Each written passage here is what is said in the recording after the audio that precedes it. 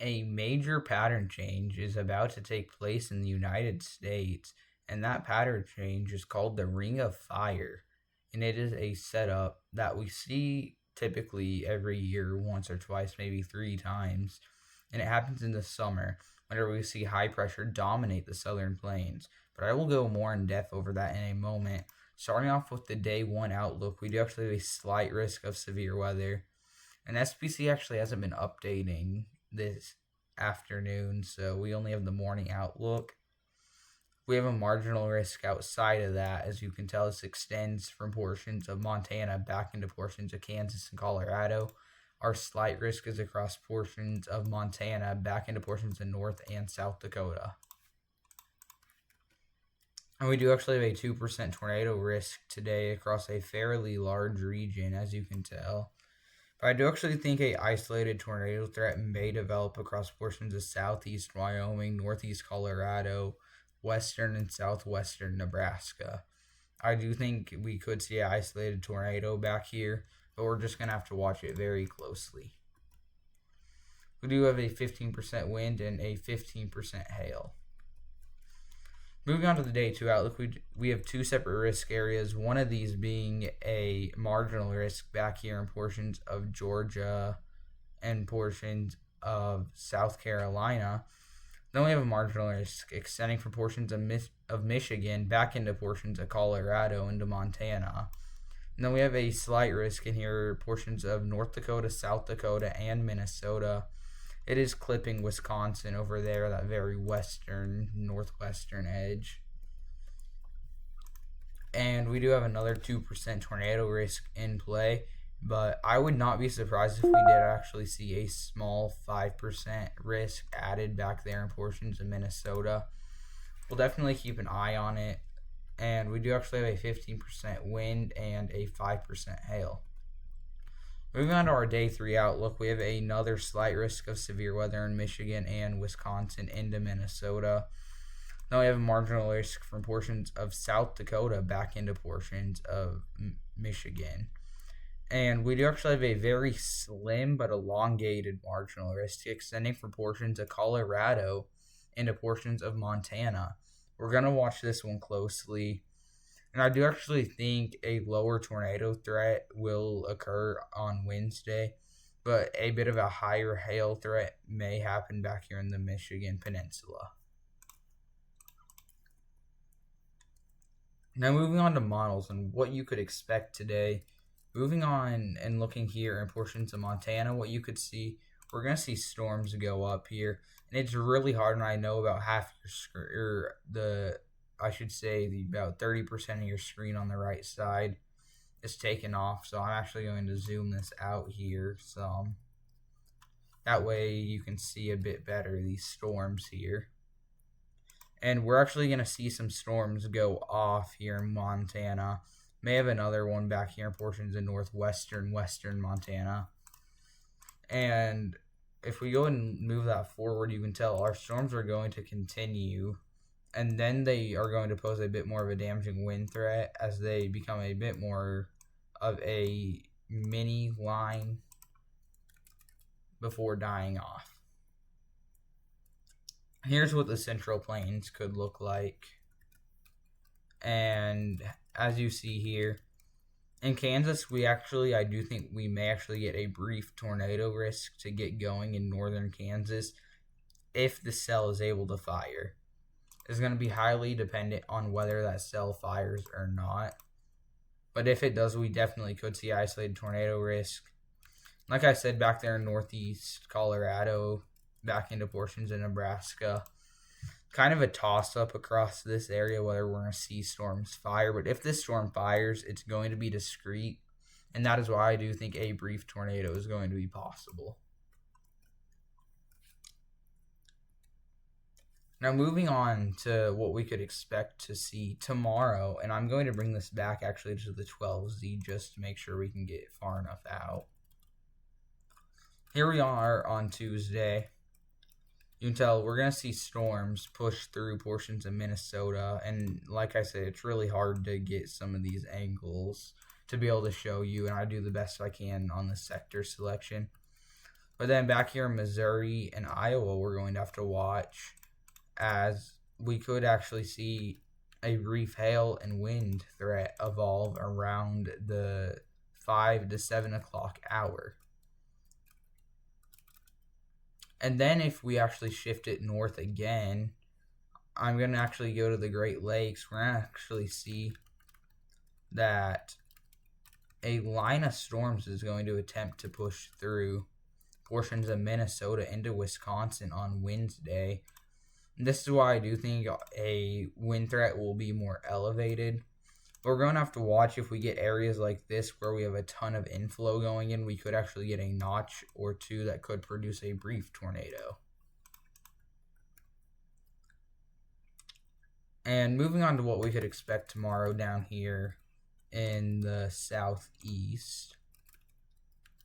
And alright, it is loading. And here you can see storms are going to fire up in North and South Carolina, pardon me. I do actually think a brief wind threat may evolve before dying off very quickly. Now moving on to the jet stream. Here's where I talk about the ring of fire weather pattern. And I will also draw it out as we go. So right now, our jet stream is a bit farther to the south than it has been here recently. It has, in the past couple weeks, been kind of riding along here. We have actually dipped it down to Nebraska. And you can expect that to stay. But with this, we're seeing high pressure dominate across this area, which is bringing excessive heat to the central and southern plains. And moving forward, you can tell it's going to stay that way.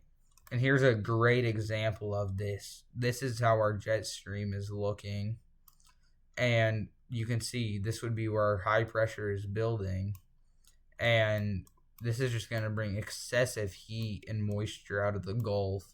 And whenever we see it dip again, like this, as you can tell, moving forward, we're going to get a few more dips. And that's whenever we're going to see that wind, hail, and tornado threat out of storms evolve. And the ring of fire basically just builds a heat dome across this area mainly, and it allows storm systems to just ride across. And you can get these storm systems that come off the Rockies, but the high pressure is dominating back here in the plains, so it just rides along the top of it. And this is how we get our derecho threat. And then we also will see a few low pressures out of Canada that are going to bring a potential for a derecho threat as we push forward into portions of the Midwest and Ohio Valley. So we're definitely going to watch this closely.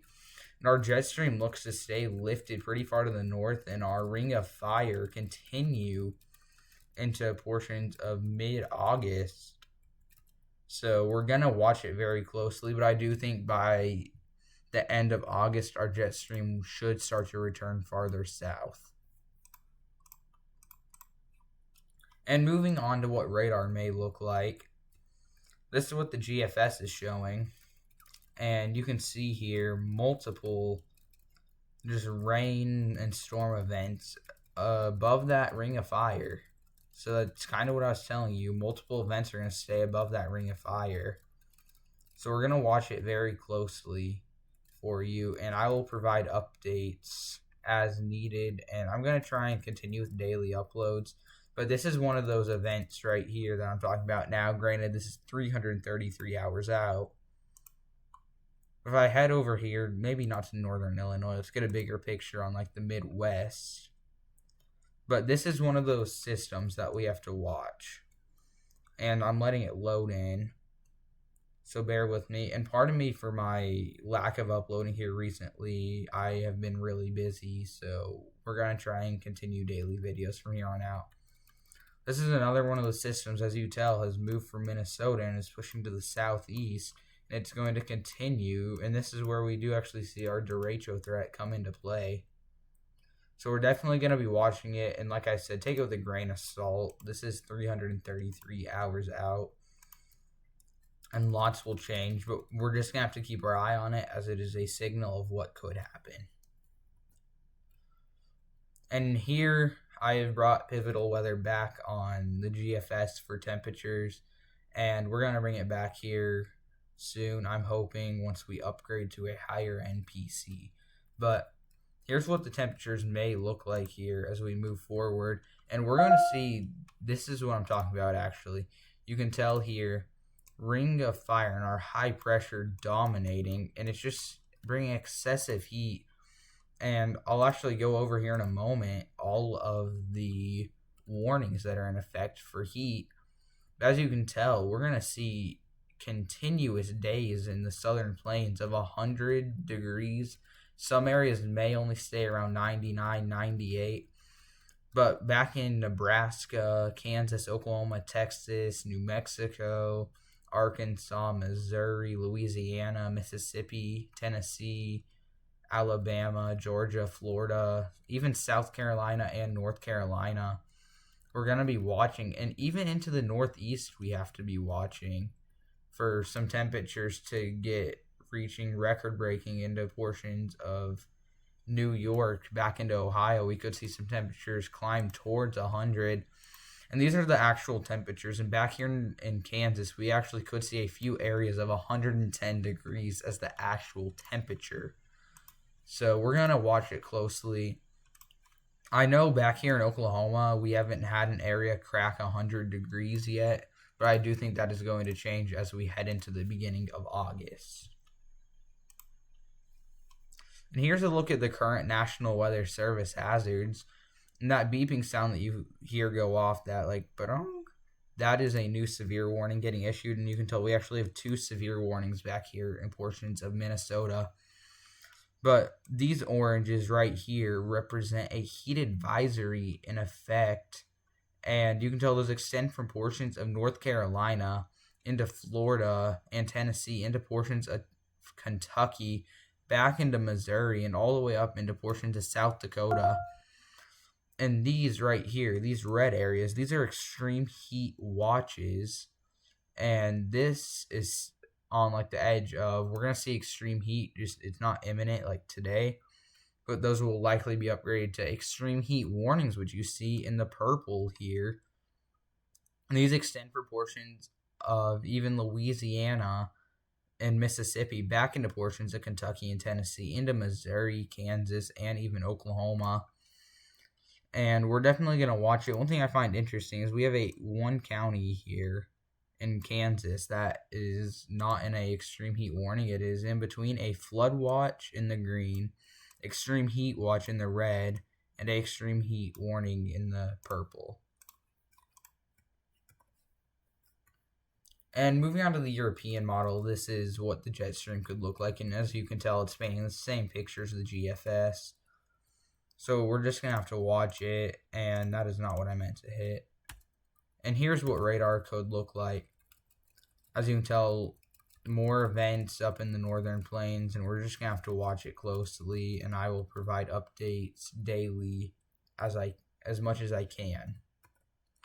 And last thing I wanted to touch on here is we do actually have a 10% chance of development back here.